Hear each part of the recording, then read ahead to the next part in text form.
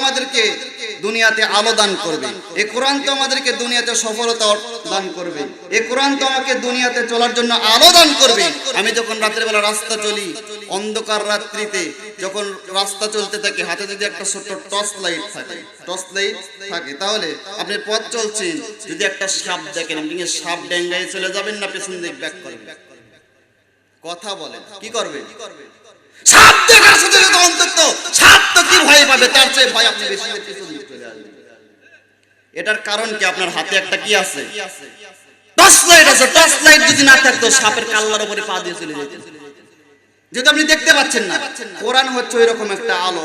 কোরআনের আলো যদি আপনার চোখের সামনে থাকে, কোন অন্যায় যাওয়ার সাথে সাথে ওই সাপ দেখলে যেরকম ব্যাক করতেন, কোরআনের আলো থাকলে এরকম মানুষ ব্যাক করতেন। কিন্তু না থাকার কারণে সামনে চলে যাচ্ছি, কিছুই হচ্ছে। আল্লাহ বলেন যে জায়গায় থেকে সব